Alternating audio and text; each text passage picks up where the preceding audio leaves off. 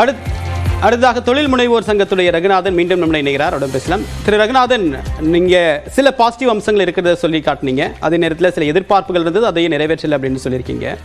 ஜிஎஸ்டியை பொறுத்த வரைக்கும் ஒரு குழப்பம் இருக்கிறது அப்படின்றதான் காங்கிரஸ் கட்சியுடைய நிலைப்பாடு.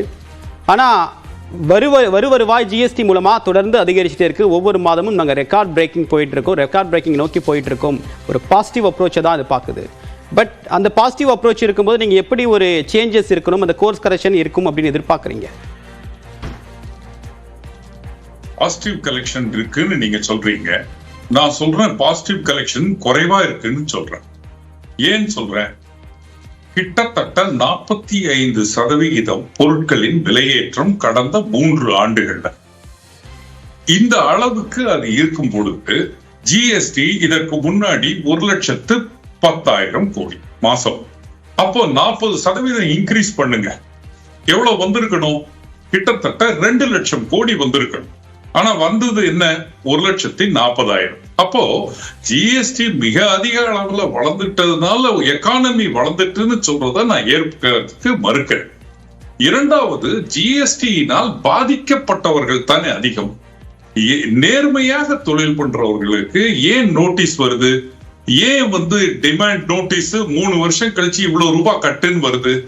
இதுவரை ஆரம்பித்த தினத்திலிருந்து 850 முறை மாற்றி அமைக்கப்பட்டிருக்கு. அத்தனை முறை மாற்றி அமைக்கப்பட்டால் நான் எப்படி தொழில் செய்வது? மார்க்கெட்ல பார்க்கணும். நீங்க நேரடியாக சிறு குறு தொழில்களை பார்த்தீர்கள் என்றால் அவர்கள் படும் கஷ்டங்கள் தெரியும். ஜிஎஸ்டியினால எந்த அளவுக்கு அவர்கள் கலெக்ட் பண்ணி கொடுக்கறாங்களே தவிர அவங்களுக்கே மார்ஜின்ஸ் இல்ல.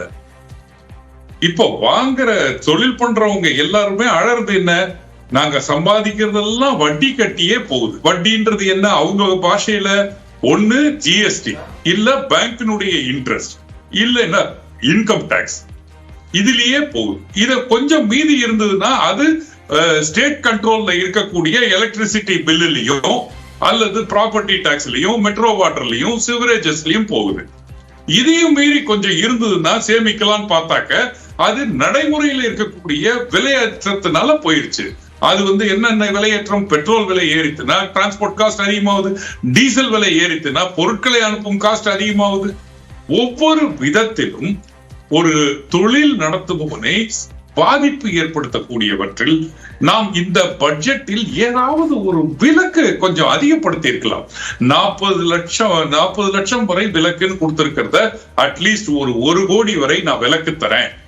இந்த சிறு குழு தொழில்கள் கொஞ்சம் லாபம் சம்பாதிக்கட்டும். அவர்களுக்கு உண்டான நம்ம தொடர்ந்து பேசலாம்.